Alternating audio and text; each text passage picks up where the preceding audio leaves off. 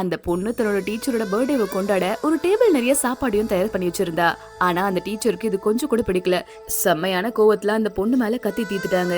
அம்மா இறந்ததுக்கு அப்புறம் இவளுக்கு யாரோட துணையும் இல்லாம தனியாவே வாழ்ந்துட்டு வரா. வாடகை கட்ட வசதி இல்லாததால அவ இருந்த இடத்துல இருந்து அவளை துரத்தவும் செஞ்சிடறாங்க. சொந்தக்காரங்க யாருமே அவளை கூட்டிட்டு போய் வச்சுக்க முடியல. இவ்ளோ கஷ்டம் இருந்தாலும் மனசை விடாம வாழ்க்கையில முன்னேறியும் துடிச்சா. கடைசியில வேற வழி இல்லாம ஸ்கூல்ல இருக்கிற டான்ஸ் ஸ்டுடியோல யாருக்குமே தெரியாம ரகசியமா தங்க ஆரம்பிச்சா. ஆனா லேட்டா வேலை செஞ்சுட்டு இருந்த அவளோட டீச்சர் கிட்ட ஒரு நாள் மாட்டிக்கவும் செய்யறா. இவளோட நிலையை தெரிஞ்சுக்கிட்ட இந்த டீச்சரும் அவளை தன்னோட வீட்டுக்கும் கூட்டிட்டு போற முடிவு பண்றாங்க.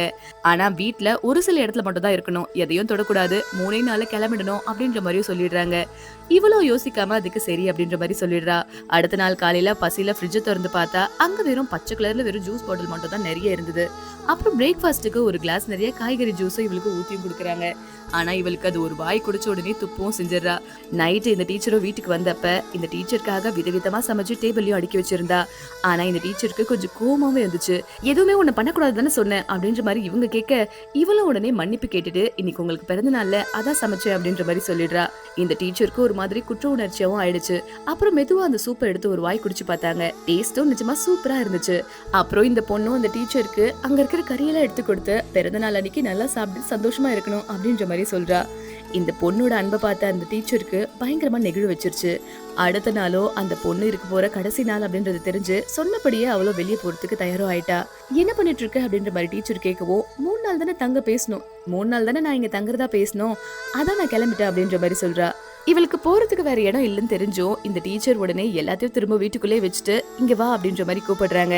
இந்த பொண்ணு நல்லா படிக்கிறதால இவளோட கிளாஸ் பசங்க எல்லாம் இவளை டார்கெட் பண்ணி அவகிட்ட இருந்த அவங்க அம்மாவோட போட்டோ எல்லாத்தையுமே கிழிச்சும் போட்டுடுறாங்க.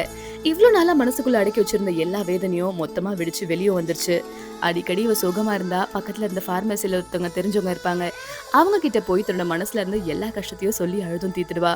ஒவ்வொரு முறையும் இவ சோகமா இருக்கிறப்ப அந்த கடைக்காரர் அவளுக்கு தைரியமும் சொல்லி ஆறுதலும் படுத்துவாரு. இந்த டீச்சர் வீட்டுக்கு வந்தப்ப இந்த பொண்ணு இன்னும் வரலன்னு தெரிஞ்சு ரொம்பவுமே ஃபீல் பண்றாங்க. அப்பதான் அந்த பொண்ணு கிட்ட இருந்து இவங்களுக்கு காலும் வருது. இந்த டீச்சரும் வேக வேகமா அந்த பார்மசிக்கு போய் அவளை கூட்டிட்டு வரலாம் அப்படின்ற மாதிரி போய் பாக்குறாங்க. ஆனா அவ அங்கேயே தூங்கிடுறா. அந்த கடைக்காரரோ இந்த சின்ன பொண்ணு இவ்ளோ கஷ்டத்தை அனுபவிக்கிறா இந்த வயசுலயே அப்படின்னு சொல்லி ரொம்பவே வருத்தப்பட்டாரு. அந்த டீச்சர் கிட்ட அவ வெளியே பார்க்க தைரியமான பொண்ணு மாதிரி தெரிஞ்சாலும் அவளுக்கு தங்குற இடமும் சாப்பாடும் கொடுத்தவங்களை நினைச்சு ரொம்ப நன்றியோடு இருக்கா அப்படின்ற மாதிரி சொல்றாரு. கடைக்காரர் சொன்னதை கேட்டதுமே அந்த டீச்சருக்கு அவளை இன்னும் அன்பா பாத்துக்கணும் அப்படின்ற மாதிரி முடிவும் பண்றாங்க. அன்பு காட்ட யாரும் இல்லாத போது ஒரு சின்ன ஆதரவு கூட ஒருத்தரோட வாழ்க்கையை மாத்திடும்.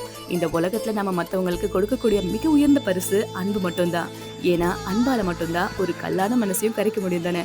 உங்களுக்கு இந்த வீடியோ பிடிச்சிருந்தா மறக்காம லைக் அண்ட் சப்ஸ்கிரைப் பண்ணிக்கோங்க.